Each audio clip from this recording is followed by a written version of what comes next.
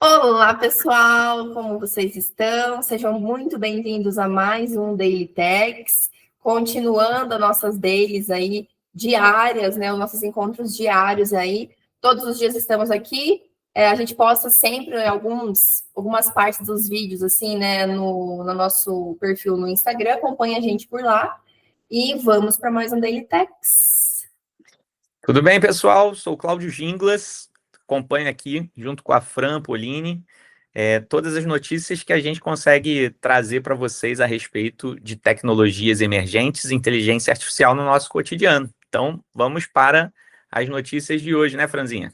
Isso, bora lá. Então, hoje eu trouxe inicialmente uma inovação, na verdade. Eu estava dando uma olhada em lançamentos, né? Que às vezes a gente traz lançamentos aqui também para além de questões políticas, de grandes players, né? A gente comenta bastante sobre a OpenAI e tal, movimentos geopolíticos. Mas aí eu vi o lançamento de uma caneta inteligente com gravação de áudio e integração com o IA. E eu achei bem interessante, eu estava fuçando ali no site deles, na demonstrativa. O nome dessa caneta se chama Floatica Scribe, perdão. E foi criada, né? Ela ainda está em kickoff, então está em lançamento ainda. Eles estão fazendo essa prospecção aí, patrocinando alguns vídeos de YouTube para a galera conhecer. Mas o ponto comum aí é que ela é integrada com o IA, e aí você consegue escrever, né? Ela une, na verdade, o que você está escrevendo com aquilo que é dito. Então, ela conecta, às vezes, você está escrevendo, está querendo falar alguma coisa, ela capta esse som e depois transcreve para você. E, então, além de ser uma caneta tradicional, é um gravador inteligente, tá? E esse é o grande diferencial dessa caneta. E aí, além de ter um microfone acoplado, né, de alta qualidade, obviamente, tem reconhecimento de voz. E aí você pode usar em vários cenários, né? O que ela faz? Ela grava conversas, reuniões, né? Mesmo em ambientes ruidosos, porque ela tem esse microfone acoplado, reconhece de 15 a 30 vozes diferentes, então ela identifica na transcrição quem falou o que em cada momento, justamente porque tem a IA acoplada, e isso facilita muito, né? Sincroniza suas anotações manuais, né? O que você escreve no papel, com o áudio que está gravado, então já poupa muito tempo, né? Porque ela tem essa interpretação, digamos assim, né? Essa inteligência integrada e gera resumos, enfim, cria também isso que eu achei bem legal. Cria também um arquivo onde você pode encontrar falas, decisões ou ideias apenas digitando uma palavra-chave. E, por fim, ela funciona em 39 idiomas, incluindo o português, claro, e também está expandindo aí o rol linguístico dela. Eu achei bem legal. Vou mostrar Cara, aqui rapidinho no vídeo, mas você pode comentar. Vou mostrar aqui rapidinho só para vocês darem uma olhadinha. eu vou esperar porque eu tenho um comentário bem legal. Tá. Ó, deixa eu ver. Essa aqui. O site delas. Eu tô com a demonstrativa aberta também, mas eu vou mostrar o site primeiro, só para vocês darem uma olhadinha. Então, ela grava, né? Faz. Eu esqueci o nome de highlights em português. Destaques, Destaque destaques. disso. Para você gerar o seu próprio notes, o seu próprio resumo, né? Então, ela tem vários usos, né? E assim, se eu não me engano, ela está com um preço inicial de $169. Então, não é algo super fora da curva, né? Mas tem aplicação, né? Tem uma aplicabilidade. Então, eu achei bem legal. E você vê até onde a IA está sendo integrada, né? Não é para além só da questão de websites, robótica, que a gente traz aqui sempre, coisinhas pequenas também no nosso dia a dia. E a tendência é que esse valor, né, o preço, na verdade, o valor seja aumentado, mas o preço ali ele reduza com o tempo, porque cada vez mais vão surgir outros concorrentes, outros exemplares, né? Sabe, E Sabe uma coisa muito interessante, porque um dos projetos que a gente trabalha aqui é um projeto justamente de transcrição. E eu achei sensacional, porque até aí, ó, você está mostrando, quando eu entrei no site, eu vi Medical Consultations, né? Então, Aham. consultas médicas, elas são extremamente complexas de você identificar, por exemplo, se é uma pessoa falando, se é outra. Tem todo um trabalho ali por trás que precisa ser feito para essa identificação, e a IA ela acaba tendo um papel extremamente relevante em padronizar as informações que os médicos geralmente têm que passar para os seus pacientes, ou até mesmo em questão jurídica, né? E você imagina em um determinado momento que você não precisar mais de um gravador para poder fazer essas transcrições, né? Você conseguir automaticamente, através da própria caneta, trazer os insights da consulta, as prescrições que o médico tiver que fazer ali para o paciente. Cara, é sensacional isso aí. É um negócio que, com certeza, inclusive para nós, olha que coisa legal. No nosso cotidiano, às vezes a gente descobre que pode otimizar nossos trabalhos, nossos projetos aqui. Claro, total. E, opa, acho que eu tava apresentando, ele deu um Não, delayzinho não, aqui. agora já foi, já foi. Ah, então tá. Eu achei sensacional, assim, é bem legal os vídeos os reviews também, eu tava assistindo os reviews, né, para ver o que o povo tava falando, e achei bem legal também. E, seguindo para a próxima, né, a outra que eu trouxe tem a ver com cripto, né, e é de um Depois cara. desse baque bizarro que teve no fim de Então, semana. pois então, gente, não sei se você chegou a ver, mas eu estava dando uma olhada no fim de semana, o dólar, não sei se foi acima, tá? Mas quando eu vi, no momento que eu vi, estava 5,63 com o real. Deu sem contar a queda do Bitcoin, queda das cripto de uma forma geral, né? Exatamente. E aí é sobre isso que eu quero falar hoje, porque não sei se você conhece, provavelmente sim, né? O Arthur Hayes. Sim. Que enfim, é um cara muito, né, conhecido, do mercado, enfim, a comunidade que conhece bastante ele. E ele fez uma análise, ele postou essa análise no Substack, a gente pode até colocar na descrição aqui do vídeo do YouTube. Ele postou essa análise no Substack dele, que nada mais é um olhar macroeconômico, né, e histórico sobre os ciclos do Bitcoin. E aí ele relacionou cada fase de valorização e queda da criptomoeda com os movimentos de crédito e política monetária dos Estados Unidos e da China. Ou seja, o que o Bitcoin tem a ver com o quanto de dinheiro, liquidez, esses países injetaram ou retiraram do sistema, né? Em questão de restituição, enfim.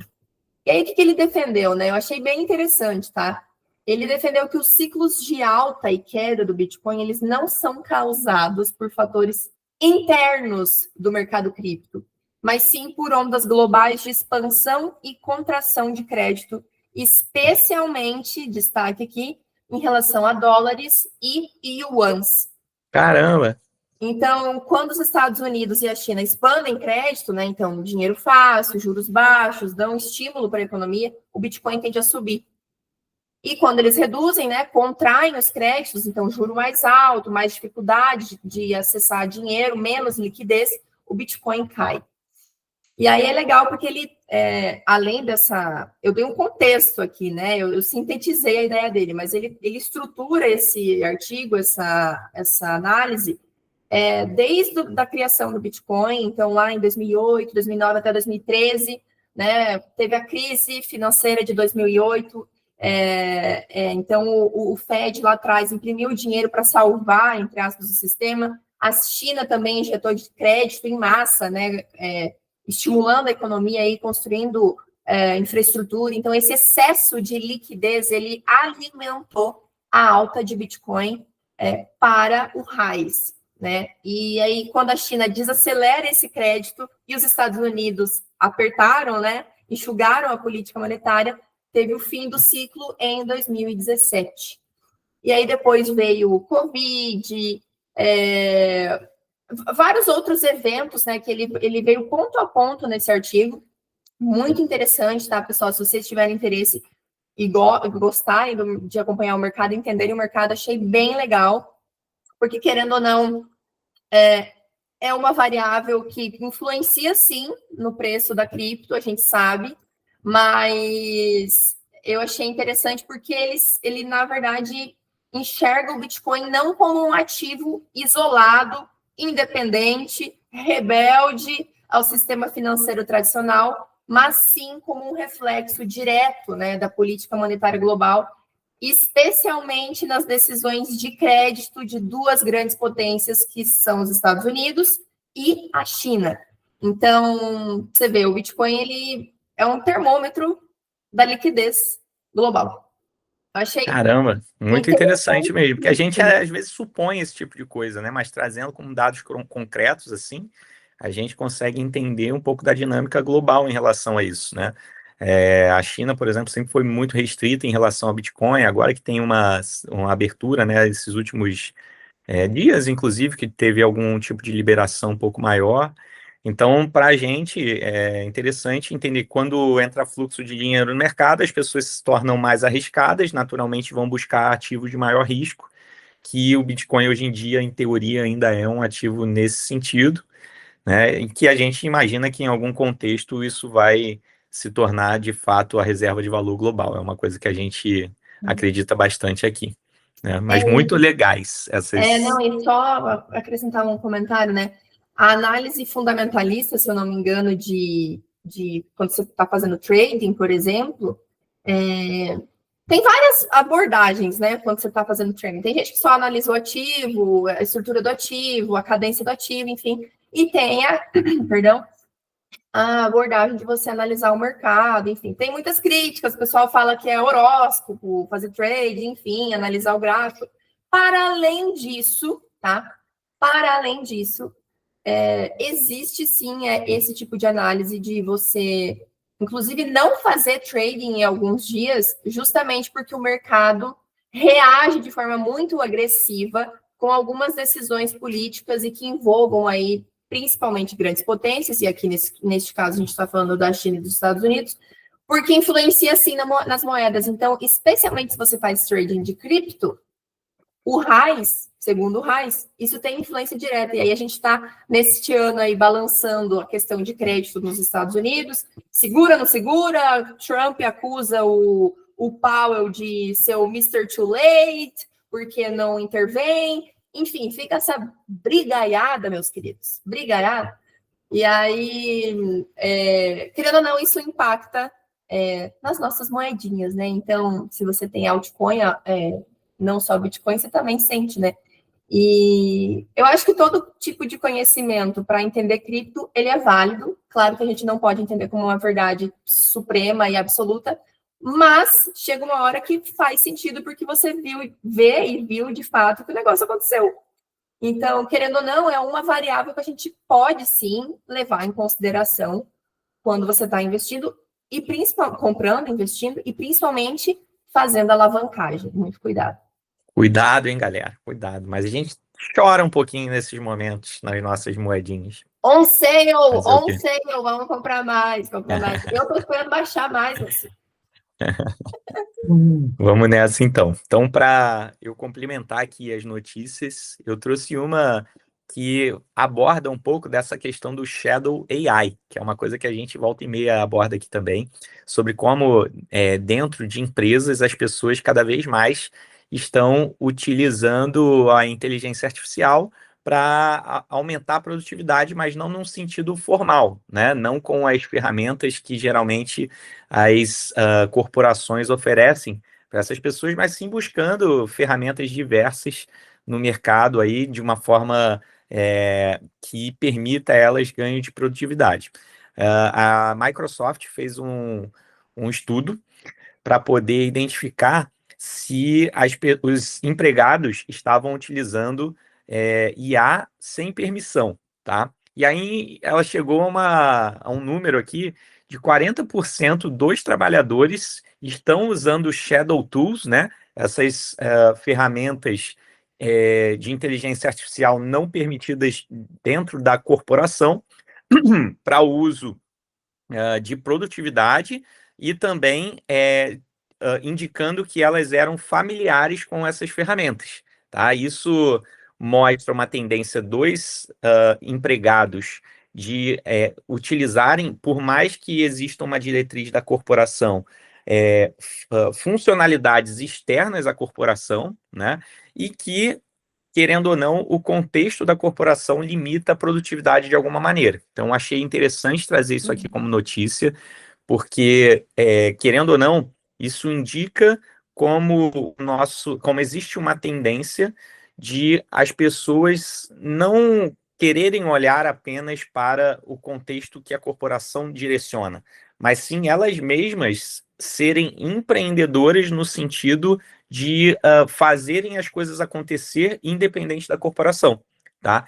Então, isso mostra para mim uma tendência cultural, é algo que vai, querendo ou não, cada vez mais impactar o nosso cenário aqui. Lá fora já é algo que tem acontecido bastante, então, se a gente transpor isso para o Brasil, a gente consegue se antecipar a isso como tendência, tá? Apesar da gente já ver muita gente utilizando, né? A gente ter esses números faz com que a gente consiga, de fato, realizar isso como uma tendência. Tá? Então, eu queria trazer isso aqui como uma primeira notícia para a gente.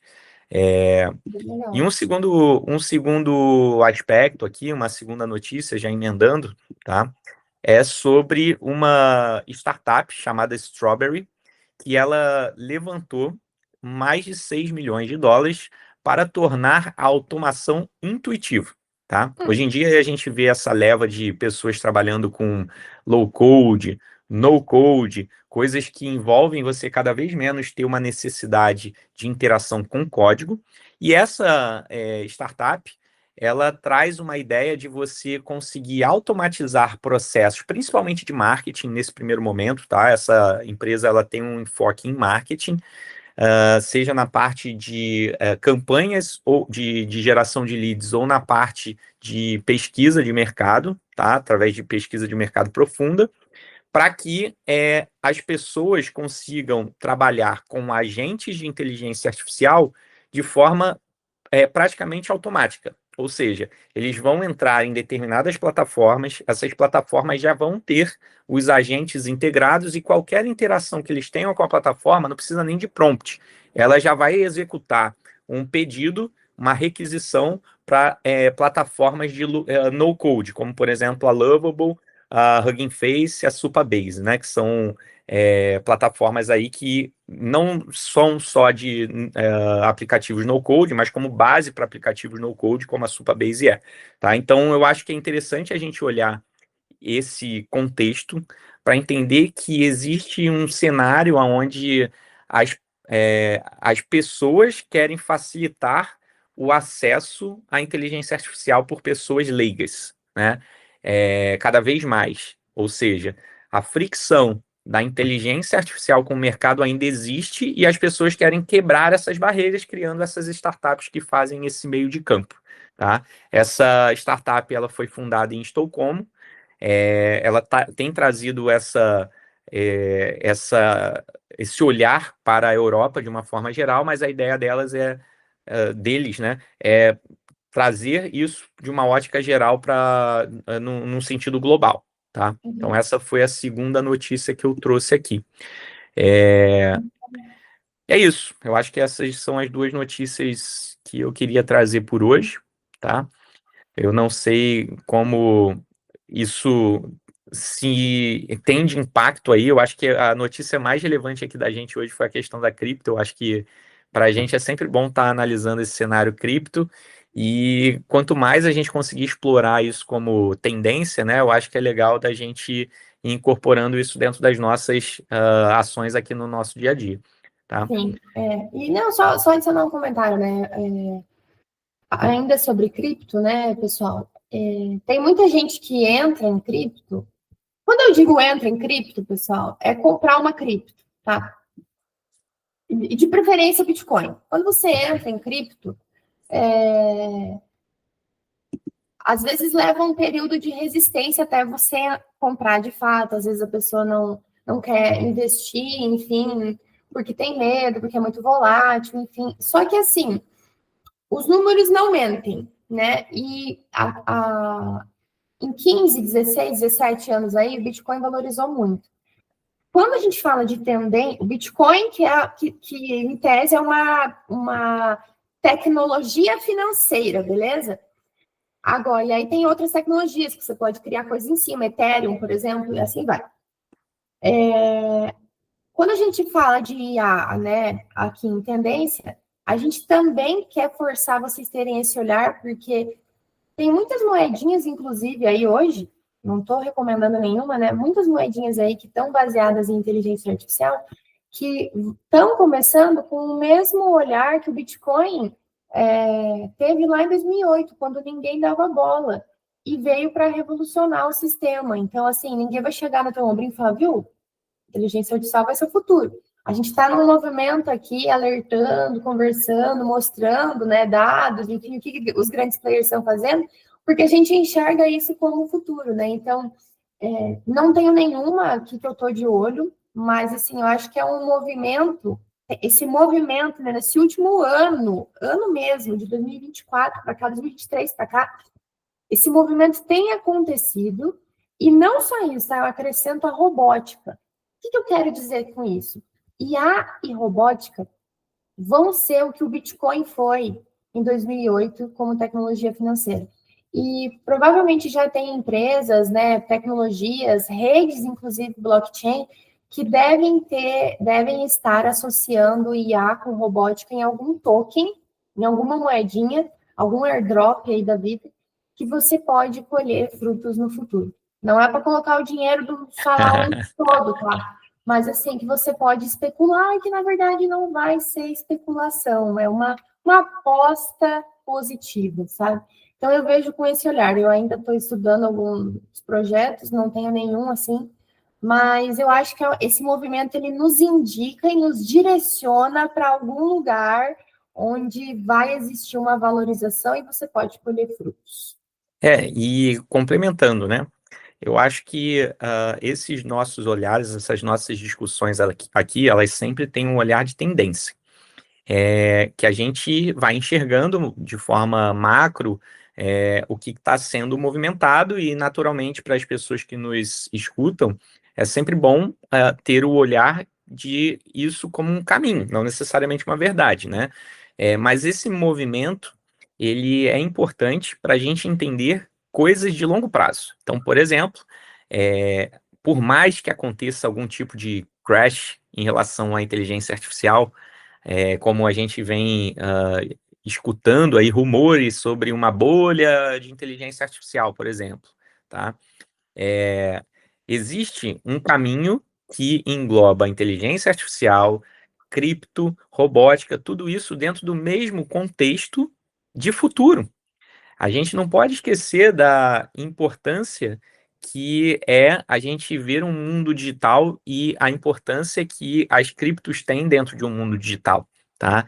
Em vários aspectos, seja aspecto de eficiência, seja aspecto de controle monetário, por exemplo, em algum sentido, os governos quererem ter algum tipo de maior rigor em relação a pagamento de impostos, uma série de questões aí, como a gente vê no sentido de criações de CBDCs, coisas nesse sentido.